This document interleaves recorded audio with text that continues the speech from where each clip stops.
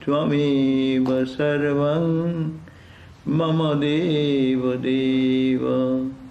You my mother, you my father, you my friend and companion. You my blessings, you my belonging. You are everything, O God of gods. Om Shanti, Shanti, Shanti. Peace, peace, peace. Sorry we are delayed for a few minutes, but we are back to our reading of the Narada's Way of Law. Last time we all ended with the verse number 46, where Narada gave us some direction how to overcome Maya. He suggested that kastarati mayam.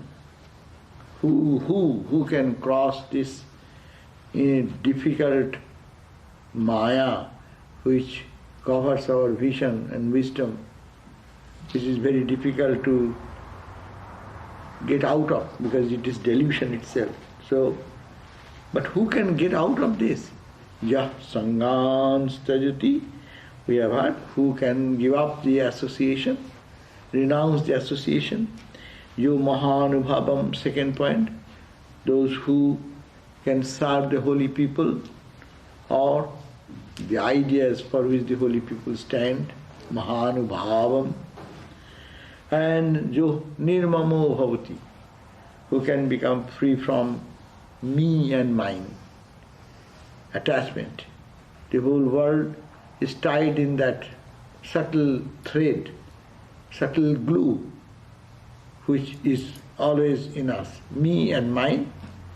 And what is me and mine? Opposite of what will be? When I say me and mine, it is not me, you are outside me.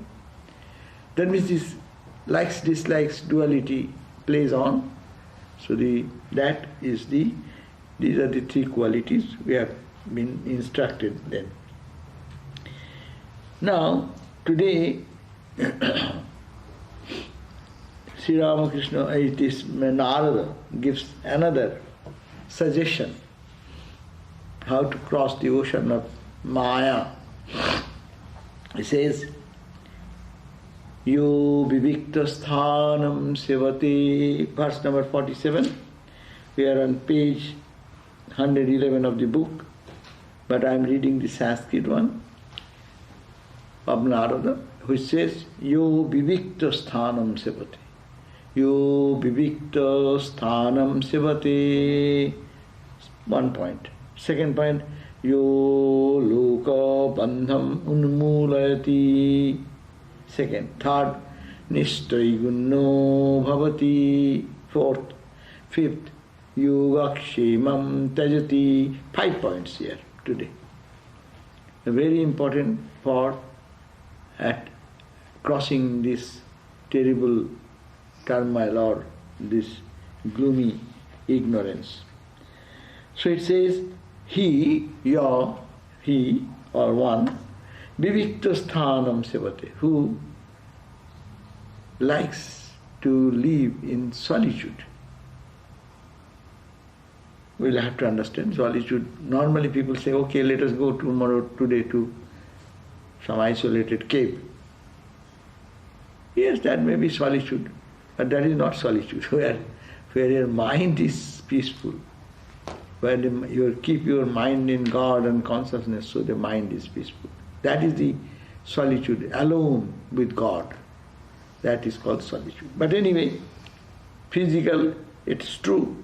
You cannot go and start meditating in front of the Hollywood Boulevard or in some place, marketplace, where people are howling, dancing, singing. That's not a place for meditation or practicing devotional disciplines. So that place where there is less crowd or less disturbance, 1 point. Yalokabandham unmulayati, who is fascinated with socializing too much. Lokik samparka, the relationship with the material world. When you have money, see how many people, you have money and youth and all charming time. How many friends and this and that just gather around you, ha ha, hoo hoo day and dancing this, they go on. But when you are in difficulty, boom, all friends have left you. So, not only you go to an isolated place or to a quiet place for practice of this, best quiet place is inside. There will be everything, but you go back to your quiet place. Second place is lokabandham, the bondage, the sampark, the tie with laukik people. Not to avoid people, but those who are very worldly, those who have no other spiritual bent of their mind, only think of this, the temporary objects of the world as the ultimate. Lokabandham unmulayati. So lokabandham, the relationship, the bondage that creates due to secular relationship, mundane relationship, worldly relationship. Unmulayati. Unmulayati means root out. Root out that from your heart. That means those attachments to root out.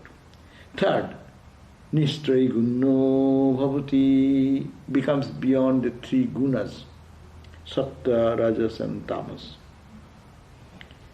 And you know, enough we have discussed Tin Gun, three qualities. Tamas binds in the entire chapter of 14th chapter in the Bhagavad Gita. They talk about this, Sattva, Rajas and Tamas. Sattam, even Sattva quality is good. Tama is bad, we know. Raja is also bad. Tama binds into darkness and ignorance. Rajas in action. Sattvagun in happiness, pleasure. So, but who is not bound in this three level? Neither in the tamas, not in the rajas, or in the sattva. So one who can transcend that. And fourth point, very important, yoga kshemam tyajati. He gives up also this effort to yoga and kshema, two words. Yoga means, here yoga will be that object which is not mine, but I need it. I ask for that, I go for that, I crave for that. No, I am a lover of God, I won't. That person is cutting the Maya's tie. And what I have, to preserve that. Who will look after me if everything goes? No, it's not for a devotee. Devotee will totally give it to God. Whatever happens, what is my thing? I am not to think about that. God will provide. That conviction only comes to a person who is pure, who is a sign that he is going beyond Maya, who is always thinking, what will happen to me? How shall I protect me? How shall I? God is there to protect. You don't believe in that. You are believing on your effort to protect this, to arm this, to protect this. So this is the idea. It is because he is talking of a high quality spiritual student who will be totally freeing himself from Maya. So these qualities will be manifested in his life. So these are the, how many qualities? 5. 1, living in solitude, nirjanvas, vivikta sthanam sepate. Second point, jo lokabandham unmulayati, he who unmulan means uproots all the attachment for socializing, for people of the world, whose relationship is very frizzle, very meaningless, and want to keep that, and who has the power to cut out. No, I will talk with people who talk about God. I will interact with people who loves God. I will be with such association where there is only spiritual conversation, discussion like that. So it is a very difficult thing. It is not saying that you be ruthless and just go and in a dungeon cell. No, you will be in the world. A bhakta will be in the world, but he will not relish mundane talks. That he or she will relish to talk about love, how to grow love, divine stories, spiritual discussions. So that. So second point. And third point, Nishtrayi Guna, go beyond all the three gunas. And fourth point, Yoga Tajati, Kshemang Tajati. 4 and 5, or you can say 4. Yoga means what we have to preserve it. And what I got it, I will have to preserve it. He does not, is it not necessary for survival to be a fool and idiot not to take care of this? Well, yes, a little whatever is needed they will do. But because he does not want to spend his valuable time in this issue of mundane worldly thought. That will also God take care. Let me think of God and let God think of me. They take this, bhaktas, the devotees take this attitude, let me think of God and let God think of my problems. And we find that it happens, no? We find in the bhaktas' life this type of surrender, this type of, and Gita also says, yoga, kshemam. What is the verse? Gita, yoga, kshemam, bahamyaham. Yoga, kshemam, bahamyaham. Here Gita says, I will carry the need of my devotees, what he needs. And I will take care of his protecting what is important, necessary for him. And Sri Krishna in Gita have just given this firm statement. Yoga kshemam bhamam. You need not have to think about that. Look at that, that is very true. You go to the all renouncing monks or all renouncing devotees also. They have no position, they have nothing.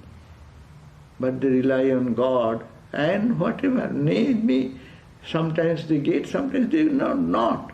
But they think that God is taking care. I need not have to do anything. So this is very high state. That's why I don't mean that you are doing or me are doing or not. We are failing. This is the goal. When one reaches Maya, crosses the Maya, this will be, the mental state will be that too much surrender. It is not tamasa, it is not non-action, but it is action, less action. Why? Mind is consumed in God, and God will take care of this. To very few people in the world, that's why very few people can cross Maya, simple. So here we find that this Swami translated the 47th verse on page 111. Who indeed overcomes Maya? He who lives in solitude. One cuts through the bondage of this world. Cuts through the bondage, uproots all the bondage. Third, goes beyond the three gunas and depends upon the Lord even for his living. That is the simple translation. Depends upon God even for his living. He does not make any effort. So this is a very high state. And don't compare yourself, as I am saying, think that, oh, I am to tomorrow alone, I will give up my job. Those on the household life, I'll say, okay, God will take care. No. Oh, I will not go to shopping, to shop. God will purchase the shopping. Are you in that state of crossing Maya? You are living in this lower level and thinking of that. There people make a mistake. I will depend. Have you surrendered in God? So it is to be cultivated. Love for God will grow in such a way that totally you think, oh, He is the Lord of the universe. By His will everything is happening. So He will take care of me. Why am I to think about that? Huh? There is a story, no? That Ramakrishna in the Gospel probably have said, that there was a monk. He became a monk very early days. So he went for begging, and one day, one home he was trying to went for begging, and one young lady came and gave him some alms with her mother-in-law. And then he said that, and he saw the breast of the girl. And she was so innocent, never seen anything. He asked his mother-in-law, "Mother-in-law, what is for this? Ma, what is this?" Then the mother-in-law told her, that sadhu, that because he became a monk very early days, he has no sense of this world. Ramakrishna said, that, he said, "Oh, you know why? God will give a baby in her womb someday. And this baby will need milk. No other milk will suit the baby. Mother's breast milk. That's why God has given this for having the milk for the baby." Then he said, "Oh, is it so? What a fool am I? I am begging." And he gave up the offering and ran away. Then he said, God will look after her. Even when this girl will be bearing a child and the baby will be born and that baby will need the milk, God has provided all this arrangement much before. And I am a lover of God. And I say I have become monk. And I am now thinking, begging in this door, give me food, give me food, give me food. What type of surrender is this? See, this is every Ramakrishna story is so intense and deep. Perspective is that really if we look at the plan, God's plan in the world, everything has been pre-designed by Him and He has organized everything. Who surrenders need not have to think. Baby need not have to think, what shall I drink? After the birth of the baby, other milk will not suit that baby. God has provided that already. And that is the time milk will come in her breast. Oh my God, is it so? And I, trying to find my food, begging door to door. It's a very high level. And that person was so pure that it immediately hit his heart. And he left everything and stopped begging from door to door, depending totally on God. And true, God provides. We have heard many stories about monks' lives when you find that you need not have to do anything. God is doing everything and supplying everything in places. That's why we chant sometimes in the conflagration fire. In the morning we chant in the Chandi. Mother, you stand and protect. In the midst of the deep sea, you are there to protect. So these are in devotion to your Guru. Then enter the lotus of the heart and there meditate on the presence of Brahman, the pure, the blissful. It is a quotation from Kaivalya Upanishad. So what he says, that this instruction in the Upanishad is retire in solitude. You have to go for meditation or building up your spiritual life. You need quietness. And quietness does not mean the external quietness, more so of your internal cluttering of your mind. Most of our time is lost when you sit for meditation, for this internal cluttering going on continuously. Sit yourself, there you go. Gita also said, Vivikto sthano sevittam, those people who serve or like. Vivikto desha sevittam. Vivikto desha, a place which is isolated. There is no crowd, there is no disturbance there.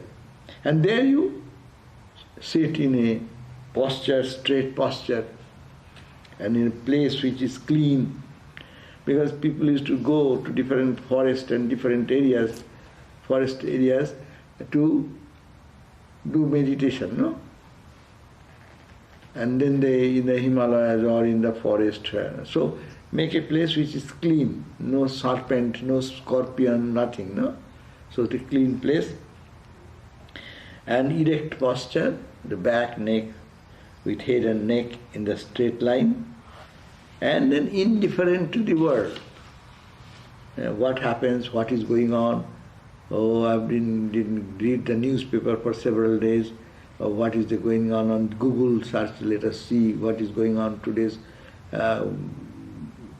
political situation.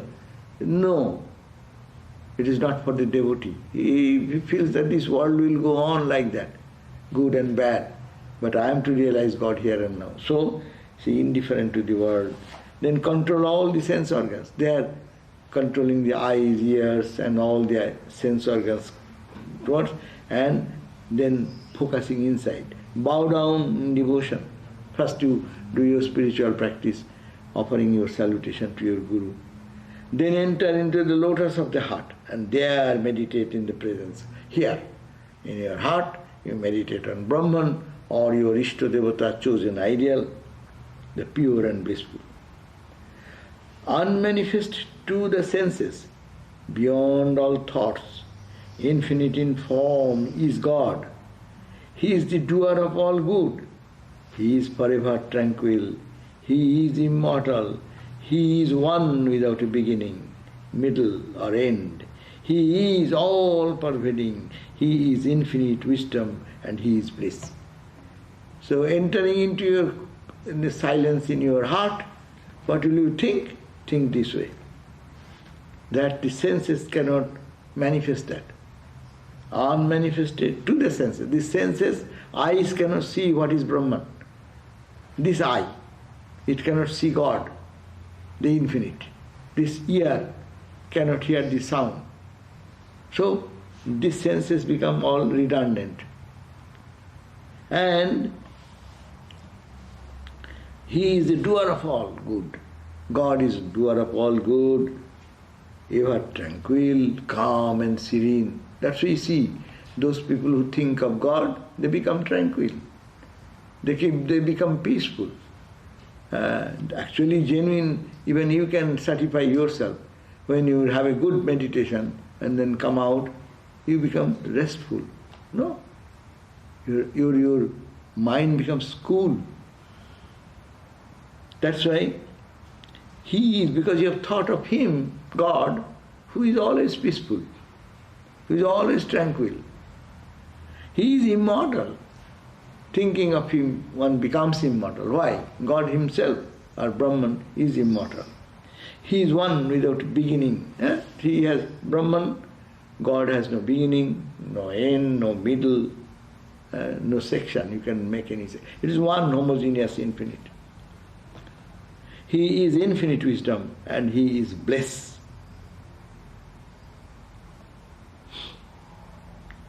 The seers meditate on Him, and this is the source of all beings, the witness of all. They go beyond all darkness. He is Brahman, He is Shiva, He is Indra, He is the supreme, the changeless reality. He is Vishnu, He is the primal energy, He is entire eternity. He is all. He is what has been and what shall be. What has been and what shall be. He is all. He is what has been and what shall be. He who knows Him conquers death. There is no other way to liberation. Those who know this, they will have the power to conquer death.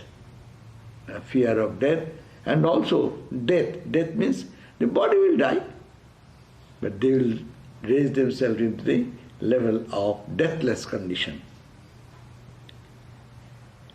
Now, question. This is the quotation. This much is the quotation. So we got the idea the Upanishad directs us to go to solitude, and going to solitude, think of, withdraw your senses, withdraw the mind, and think of your Guru first, pranam. Think in the heart, as the direction gives, that this Brahman, which is beginningless, endless, which is all effulgence, all the qualities, it is the silence, eternal silence, it is eternal bliss.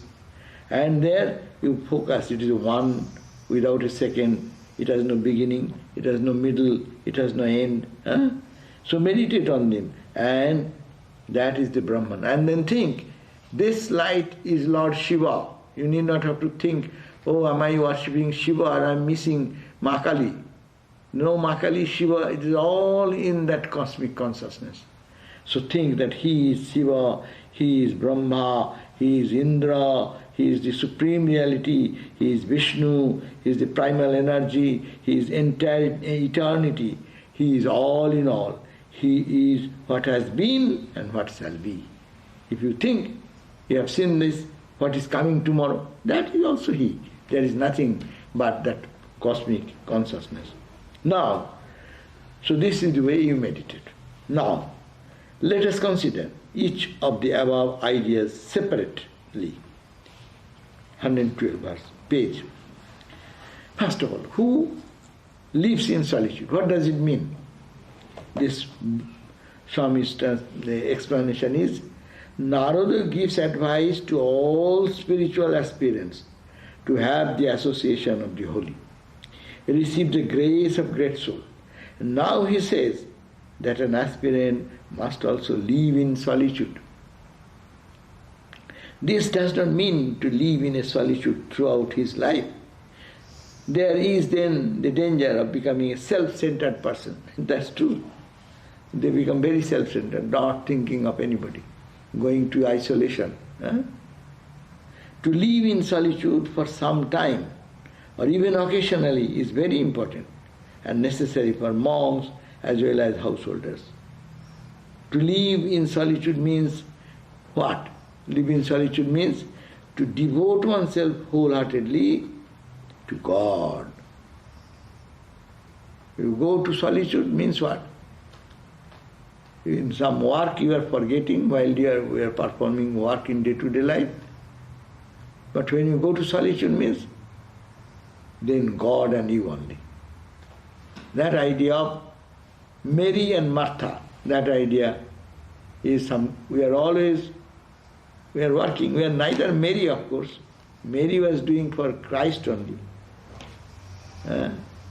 Martha was working for Christ only. We do work whole day, but not for God. Forgetting God, we do for so many purposes. This is my duty. This I am to do. I am tired of this doing. It's a work as work. But for a devotee it is not so. It is for God. So wholeheartedly one should, to live in solitude means to devote oneself wholeheartedly to God. Wholeheartedly to God. Away from worldly distractions. Less distraction, so that there will be no, you are sitting, someone will call, hey, here is a phone call. Of course people nowadays, wherever they go, they will take the cell phone for their silent meditation. They think they are going for meditation, but the phone should be there, or at least computer should be there. And then you open there and try to do Wi-Fi and this and that and find. So where is your solitude? What is the purpose of going to solitude? Think wholeheartedly of God. So these are many strong, determined devotees and monks or householders. They can do that. As Sri Krishna says in the Bhagavad Gita, turn all your thought towards solitude, spurning the noise of the crowd, its fruitless commotions. While living in solitude, intensify your longing for God. What will you do? You go in a solitude, then you intensify. Your longing of God is there in us. He says you intensify that, make little more stronger.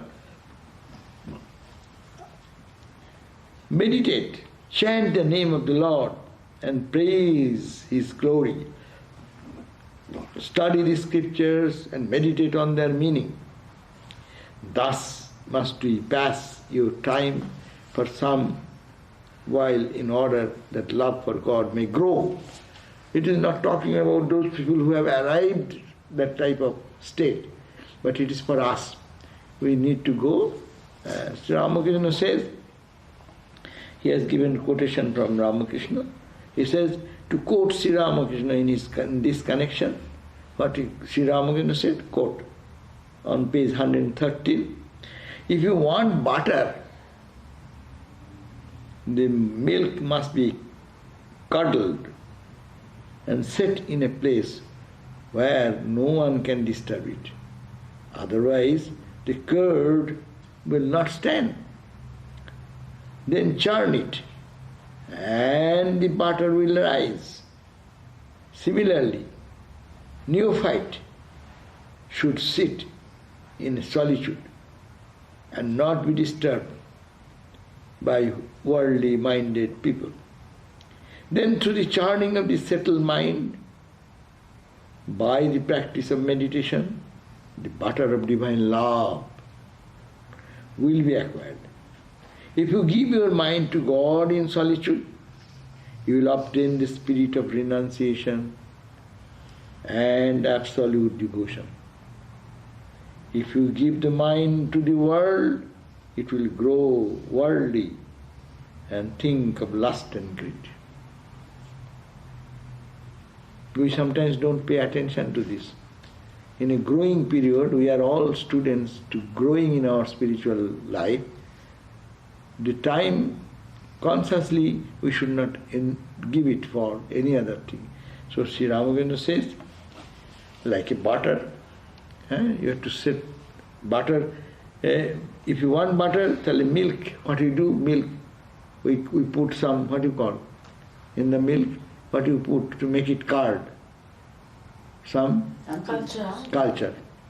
So you do. Then what you do? You keep it in a quiet place. You don't push it like that.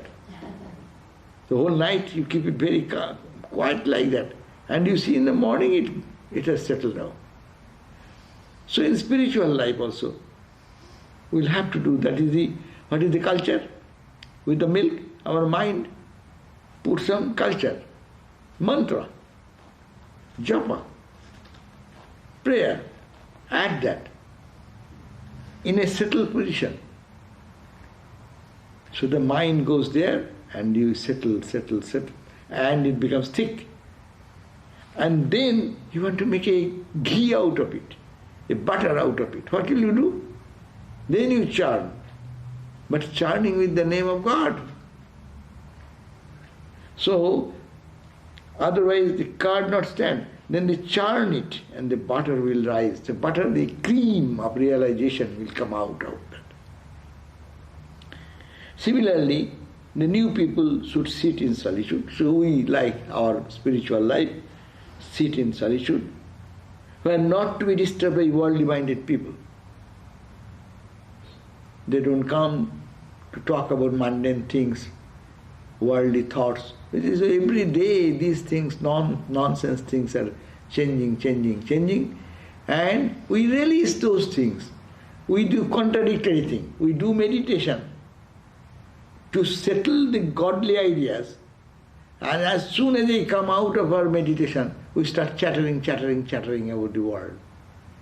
We are doing, just to know, one side we are trying to settle, another side immediately we are trying to disturb. That's why spiritual growth is stunted. We are not growing much.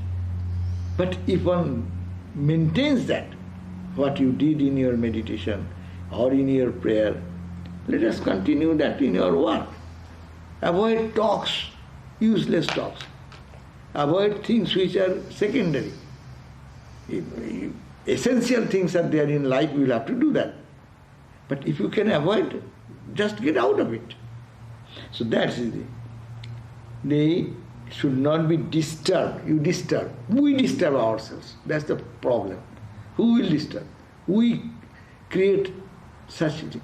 If it is a duty, suppose you are just coming out on some duty, immediately follow. Okay, do that duty as service to God. But it is not necessary. I can avoid that.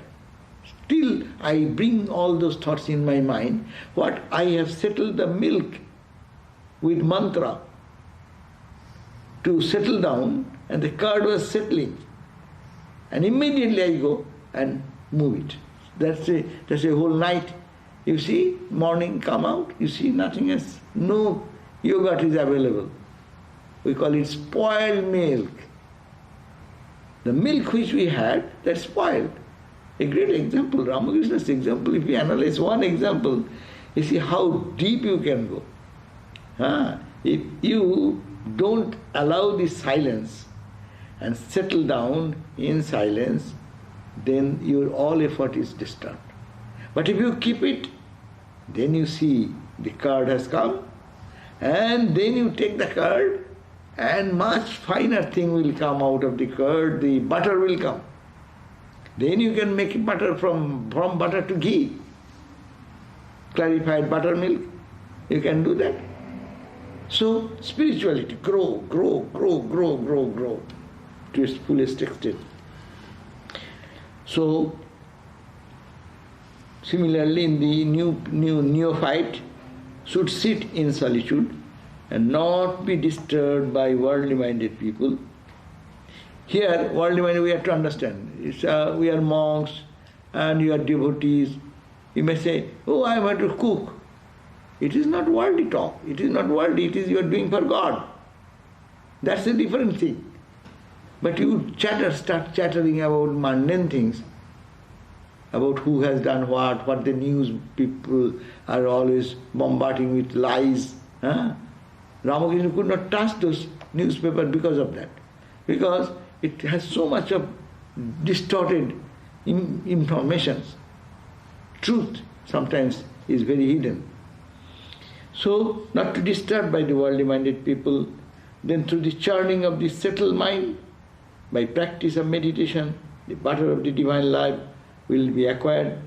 If one gives your mind, if you give your mind to God in solitude, you will obtain the spirit of renunciation. What is the sign that you went to solitude? And you meditate. What will be the sign? I went there for a tapasya. What we'll see?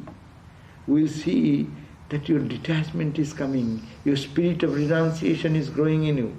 Ramakrishna says, no? Renunciation, spirit of renunciation. And absolute devotion, your love for God is growing. If you give the mind to the world, then what will happen? It will grow worldly. His mind is such. You put the mind in worldly thought, it will be worldly. You put the mind in godly thought, it will be godly. You put the water in a cup, it will take the shape of a cup. If you place the same water in a bowl, it will take the shape of a bowl. Don't blame mind, but blame yourself, because you are putting your mind in a bowl or a cup or a jar or whatever. So in worldly thought, divine thought, spiritual thought, or mundane thought. So be careful.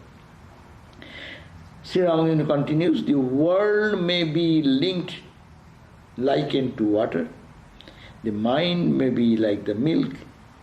Pure milk, once mixed with water, cannot be separated from it.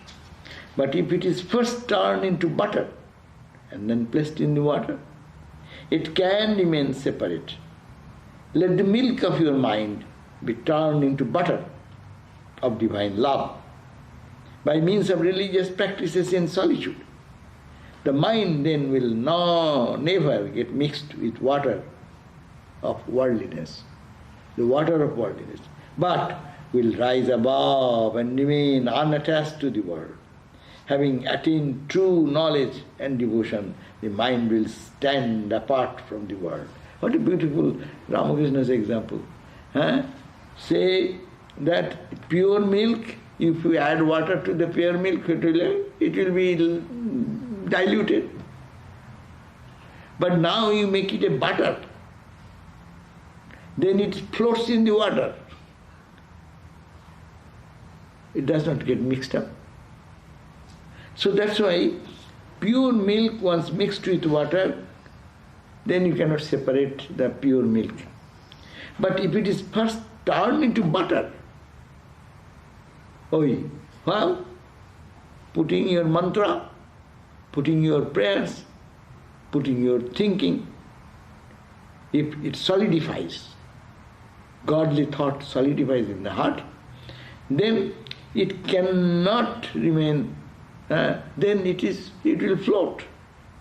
Separation, detachment, it will be natural. You will see that person, he is unattached to the excitements and things happening in the world.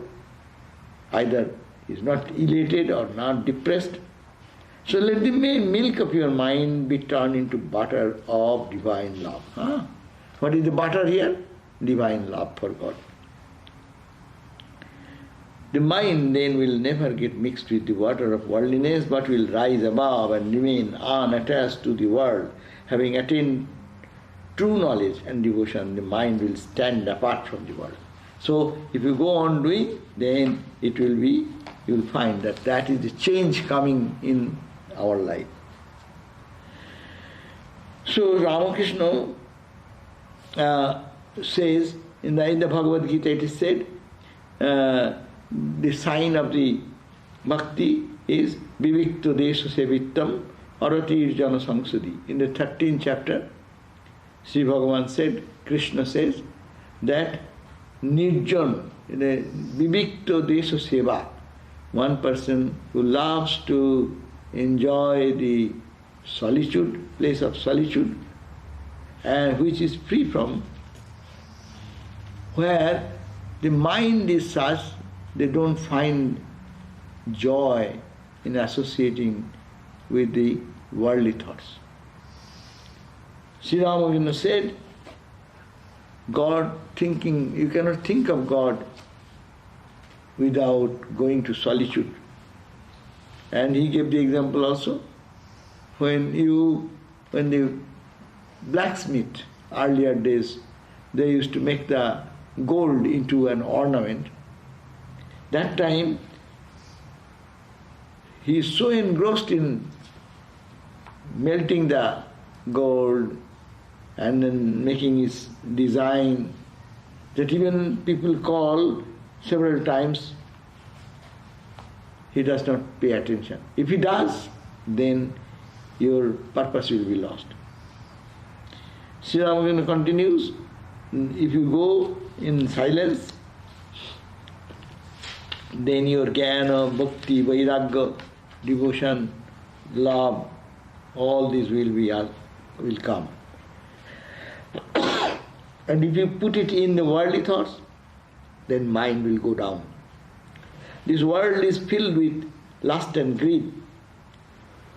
Therefore, you have to be careful. Whether you be a worldly householder or whoever who wants to realize bhakti or attain bhakti, you have to practice in silence.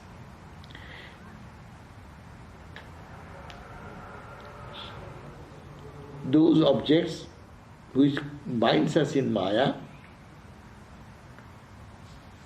then you can avoid that, remaining in this silence. Ramakrishna said in another place, it is very difficult to do spiritual practice remaining in household life. There are many obstacles. There is bereavement, disease, poverty.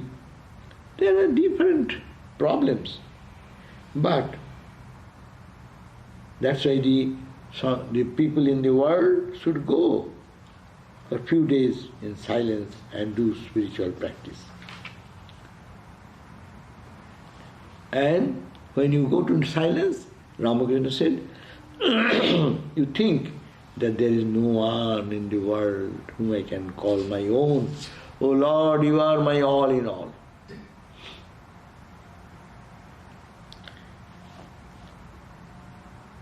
Now, second point. The first point is this.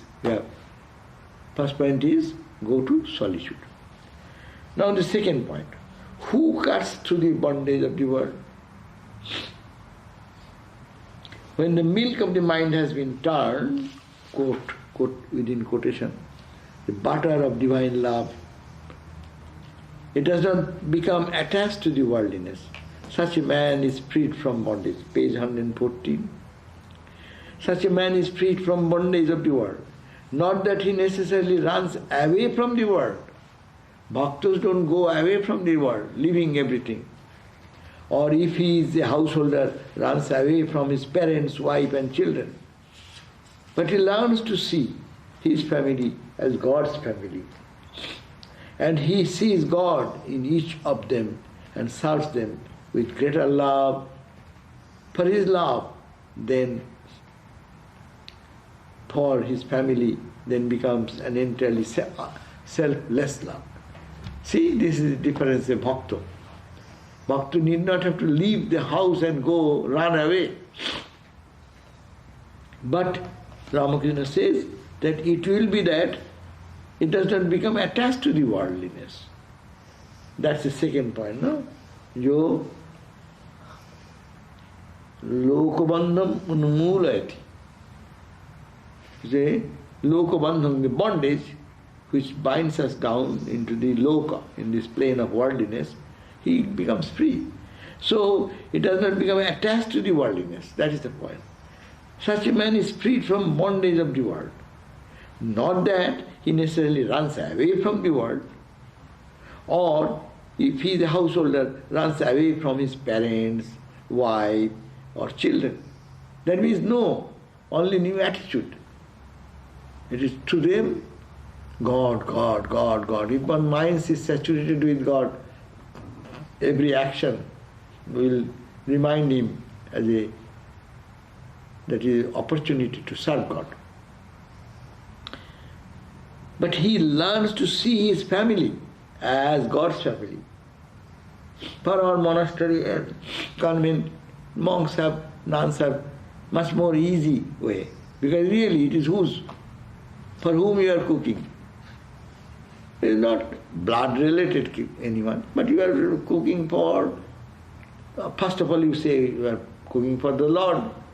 If at all you think that you are cooking for some spiritual friends, say sisters, brother monks and nuns there. So, and anything you are doing is for the ashram, you are for Ramakrishna's place, it is Vedanta, it is Sri Ramakrishna's place. So it becomes easy.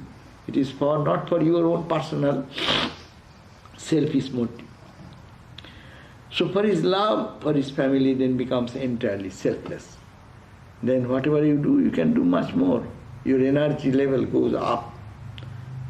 People can do much more. Third point, who goes beyond the three gunas. What is that? Shall we end here? Any question? Only one question. Acha.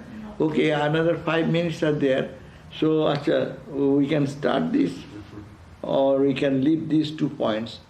One point is who goes beyond the three gunas, and last, who depends upon Lord even for his living. So these are the 2 points will remain. We can discuss the other day, next day, if we have questions. Okay, let us see if any question comes.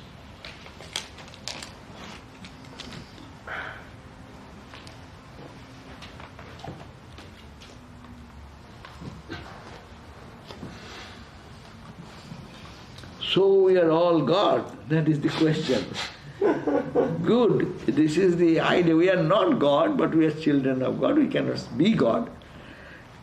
But really, we are all children of God. We are talking a devotional book, no? So, no one can be God. We can be Brahman. That is to be clarified. This question is, in one sense, it is important to understand. We are not God, because the book says that I am Shiva, I am Krishna, all this state. That is a state when one develop real love for God and forget his body identity, ego identity. Now whenever I think I think of me, this one, this man, who has his selfishness, who has his imperfections, who is struggling to be perfect but failing. I cannot say I am God. I can say I am child of God. God is my goal, and I am, I want to fall in love with his presence.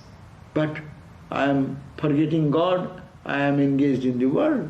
So we are all God if we can meditate and pray and go deeper and deeper and forget this body identity.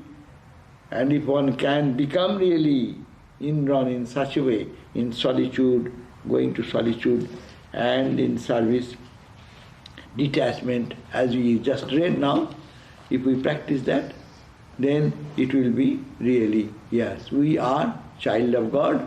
And then when even child of God means also two, and Vedanta will come, child of God will be Brahman.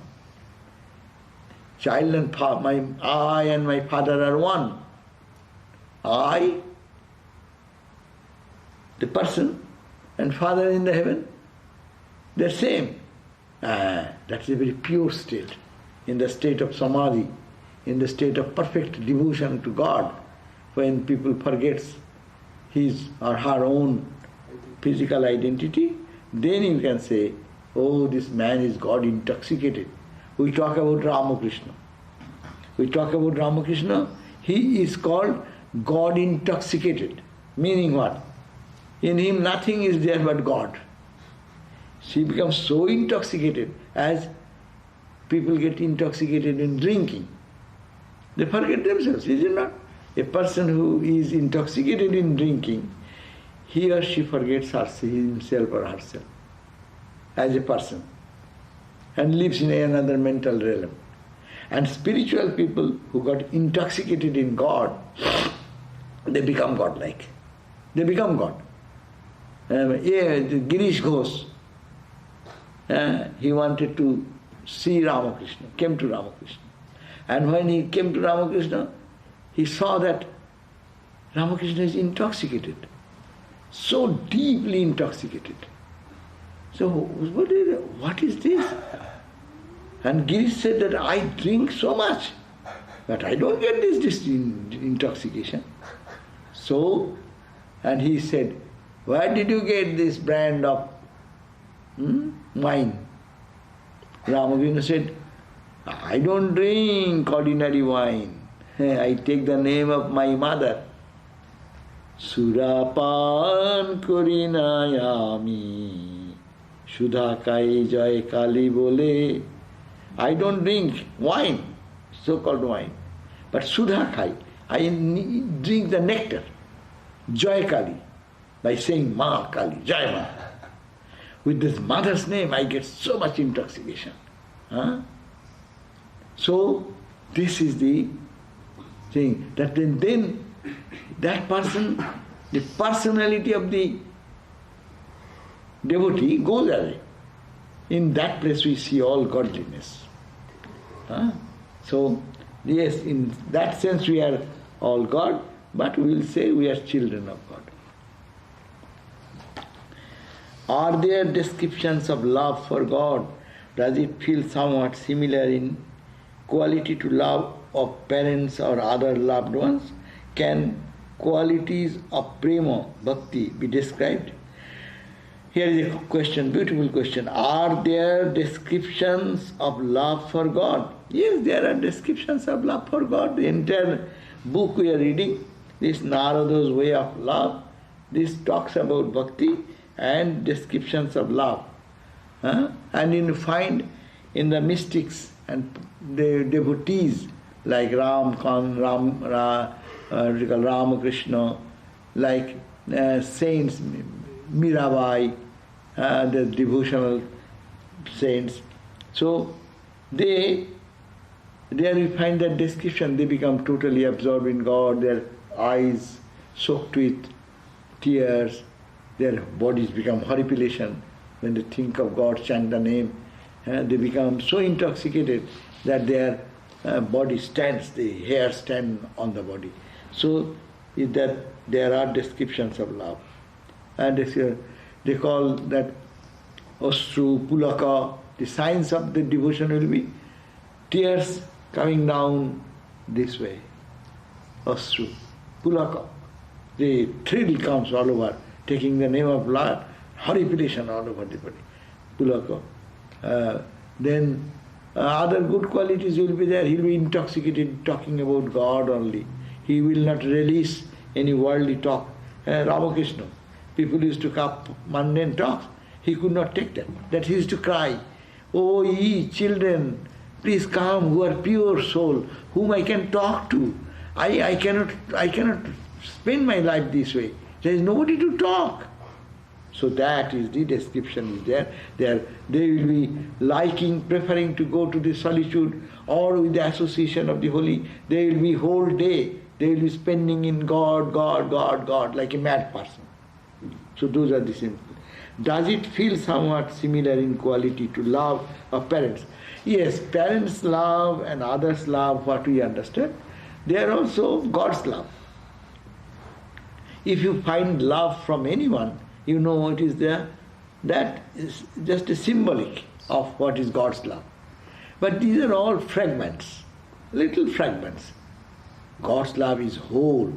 If one gets a total love for God manifest in someone, then that person does not have to look at anything. Sadananda Sukhe Bhase. They float in the sweetness, float in the joy of bliss all the time. Shama Jodi Phire Chai. If the mother, the Divine Mother, puts a glance on them, that means their devotion is such, they see the mother that way, then he remains saturated with Sadananda. All the time Ananda, all the time bliss. Can qualities of Prema Bhakti be described? Actually, Prema Bhakti is the highest bhakti. These symptoms are mentioned here in this book. They are the very beginning we have read. What is bhakti? We have Sa Tasmin, pray, Young Labdhva, these are the symptoms. Verse number, we have read verse number 4 of this Narada's book, in this book which we are reading. He says, Young Labdhva Puman Siddho Bhavati, attaining which one becomes fulfilled, saturated. Amrito Bhavati, becomes totally full of blissfulness. And Tripto Bhavati, become totally satisfied. তারপরে বলছে যজ্ঞাত্বা mattu bhavati, attaining to that parabhakti, supreme love, one becomes intoxicated. Stabdhu bhavati, sometimes they become just still, no movement, like a jara, absorbed in the joy inside, does not speak anything. Atma ramo bhavati, it becomes deeply with the joy, is deeply absorbed in the joy of the divine love inside. So these are the symptoms of love that has been mentioned in our Narada's way of.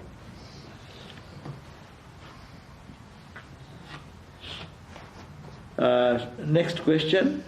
I am on the paths of both wisdom and devotion. What did Sri Ramakrishna and Swamiji say on this subject?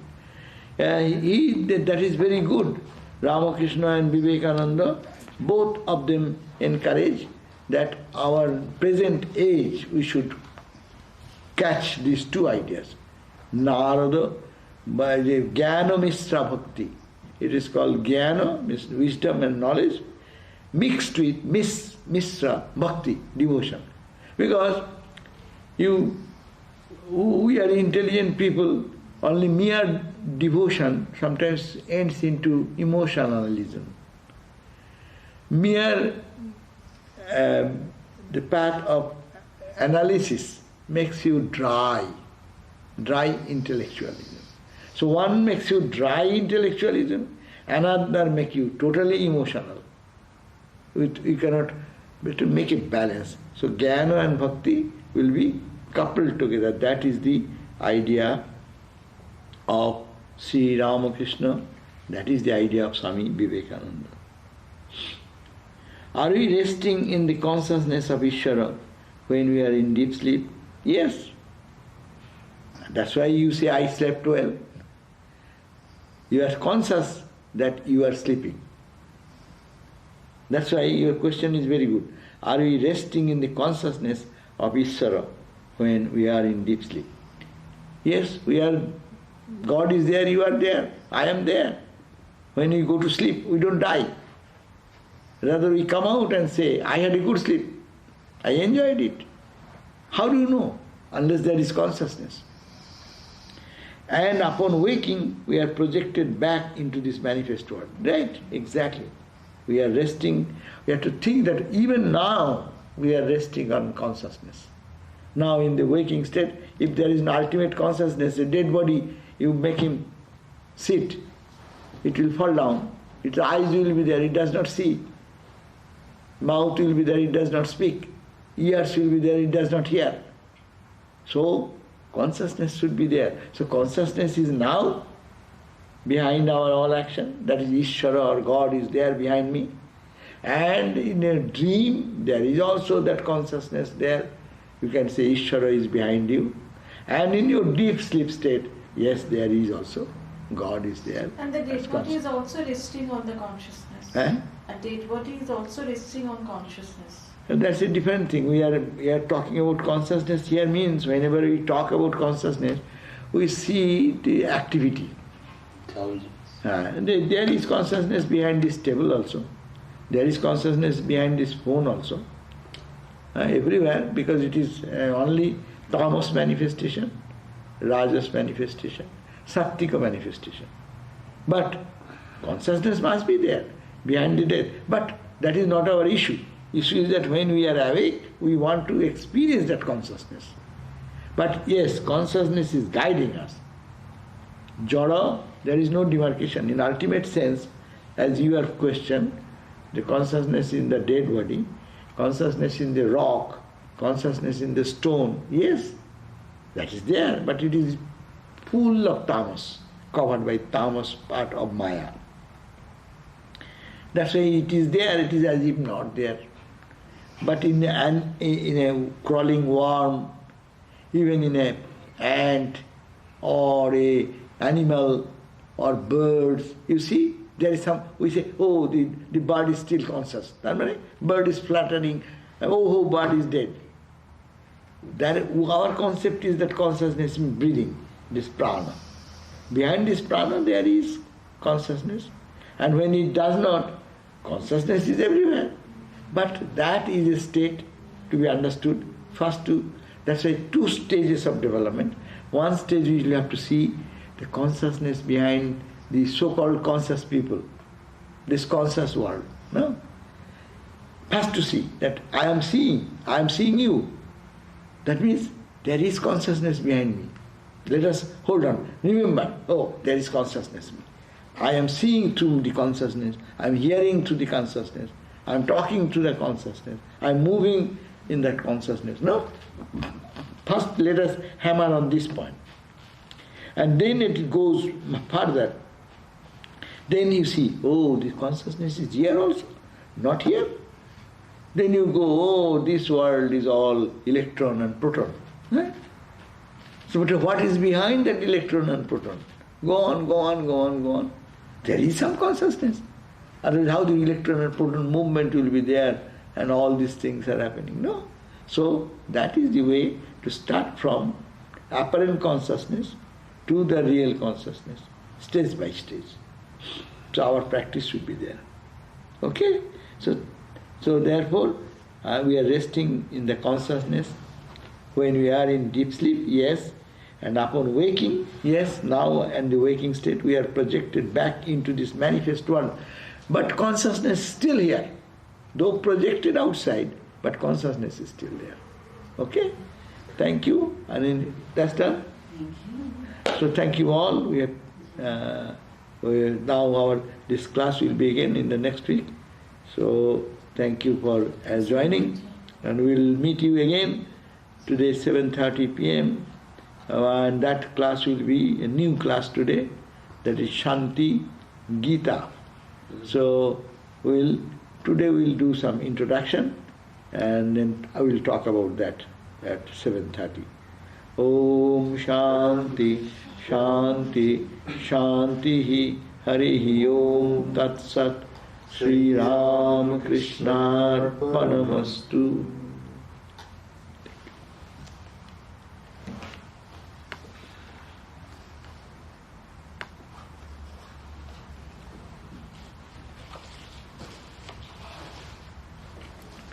Narada Sutra 37 classes already. Already 37 classes we did. Oh Baba, I should have to move a little faster.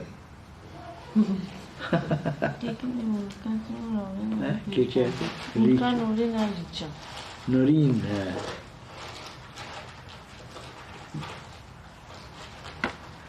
Okay. Yeah, no. Should we place our things for the